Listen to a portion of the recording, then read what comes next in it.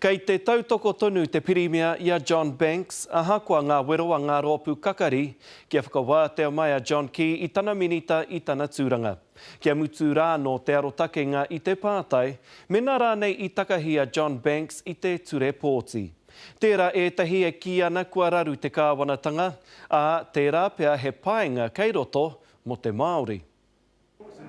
Kei te taumaha haere te maitai kei runga i ngā pokohiwi o te pirimia, ahakoa tana tū māro mo tana minita. I think the right test for any Prime Minister is to accept the word of their minister unless they're proven not to be correct. Kua pue ake te whakapai, he hohonu ake te whanaungatanga ki wainga ia John Banks me Kim.com.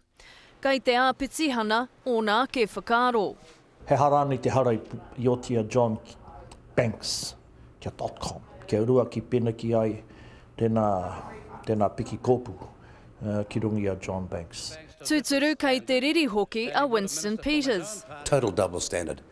That wasn't the standard they used against Dover Samuels or David Parker or Winston Peters, all of whom had inquiries, and all three were exonerated by all those inquiries. Kei te karanga Aotearoa tuatahi kia uru mai ai te tari hara tāware. There's no doubt about that now. That would be a greater sum of anonymous donations than all the other political parties all put together. Arā no te pātai, mena I he ngā kōrero a te tūmuaki o ACT. I've always been with you and everybody else and the public absolutely upfront in all my dealings. Mena e hara ko te tinihanga he momo wairangi. E ai kia Shane Jones ki te whara te taha matau o te kāwanatanga ka hapa a Ngāhinara. Tikana tātou ki awangawanga mo te roanga o te wā e manana tēnei kāwanatanga he whakahaere tō tātou motu. Anō nei he ture mo te pirimia me ōna hoa, he ture anō mo ētahi atu. Jasmine Pearson, Te Karere. Kua hono mai a te Ururua Flavel, mā ngai o te rōpū tōrangapū Māori kia tātou I te whanganui ātara. Tēnā koe te Ururua. Tēnā koe Shane. Me arotake me whakaitikara nei ngā ture tuku koha ki ngā kai tōrangapū o te whare pāremata me ngā kaunihera ārohe? Koia pē ko eke ki te rawa ko tā māta ko te kiatu me whakatūwhire ngā puka me ki kia mārama tonu te āhuatanga o te tuku a te koha tētahi ki tētahi, ka motu narungi nā raruraru ko puta mai, te āhua nei kei reira ētahi puaretanga, me titiro ki era āhuatanga I tēnei wāpea. Ki te tangata, kua tukuna mai tēnei koha e te tangata matahuna, ahakoa kei te mōhio tonu ia I takea mai I ahu mai taua koha ihia, kei te painoi ho tērā he mahi māminga rānei. Ka rite tika. Koe nau e kīnei ko eke ki te wā ki atu te tiro ki tērā puare me ki kei roto I ngā ture e tēnei wā. Mena kei te mōhio tonu te tangata nā wai tonu tētahi koha I tuku mai ki ai me tuhi ki runga I te pepa.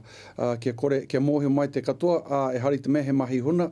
Ka motu mena hihiana ētahi ki te tuku moni ko tukuna nā rungi te mōhio kei reira tonu ētahi uauatanga ka puta nā rungi te pānui o te ingoa te kamupene rānei.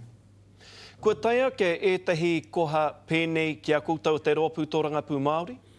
Karekau, ko tā mātou ko te whakahoki atu me ki te pūrongo whakamutunga mo te pōti I runga e mea nā karekau he kiwi.com I tuku e tangata pērā I tērā I tuku koha mai, engari mena he tangata hihiana ki te tuku koha ki te pāti Māori ka paitonu. Engari, he painoiho tērā ki a koe, ki a koutou rānei o te rōpū tōrangapū Māori, ko ēnei momo koha matahuna?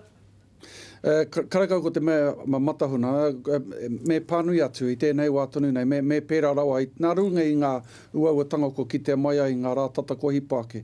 Ko ētai o ngā tangata ko whakapā mai ki ētai o mātou o te pāti Māori ki te kiatu, e hihiana mātou ki te tuku koha, ana ko tā mātou ko te ki anei nā ture, kai a koe te tikangi. Ngari, pēnei tā koe kinei, karakau tētahi I tuku koha mai, e pēnei ana te āhuatanga o te huna, e ngari, ko te mate ki kore tētahi tuku koha mai I raru te parirau o te una.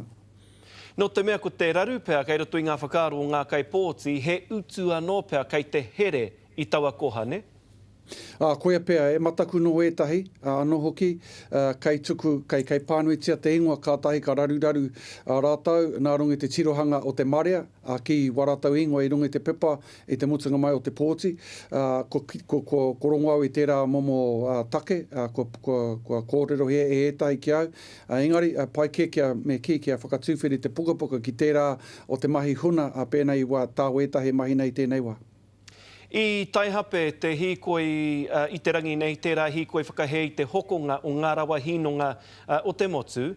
Kei te heke atu rātau ki a koutou i kona, ka tūhono atu koutou a koe rānei ki a rātau ki te hīkoi? Nāku tonu rātau i pōhiri ki runga i te marae o te papai uru, ki mua te aroaro te tūpuna wharetama te kapua i rotorua i te rātapu pēr, ko hipa ake te tikangi ka tae mai au ki konei mo te paraere a te ekenga mai o te hīkoi ki konei. Mau anō rātau e whakatau a te paraere? E karai te tino moio ki ngā whakaneke mo te taha ki te whare pāremata, tērā pe ka rongo aki ngā kōrero mo te taha ki te whare pāremata a koake nei, ko tāku noa ke mōhio nei ka eke mai te me ki te tira rangaranga, te tira hīkoi, ki muitaro te whare pāremata, te paututango te rā, hei te paraere, te tikanga ia ka tae mai au ki konei ki te āwhini te hunga e pōhiri nei a rātau hei tauawa. Poto nei te wā kia tāua, Tiuriro, engari ki o whakaaro kei te whakarongo te whare pāremata ki ngā kai hīkoi mea rātau au e? Māma noi o te whakarongo ko tōna whakatinanatanga o te hihia, kei reira tonu te raruraru. Noira, ka rehe raruraru o te hīkoi, te mato te whenua ki te whakaeri ngā take, engari ko tōna whakatinanatanga ko waika mōhio. Pai tēnā, me waiho atu pēr nā kōrero ki kona mo tēnei wā, tēnā rau atu koe me tō whakawāte i a koe anō. Kia ora, Shane.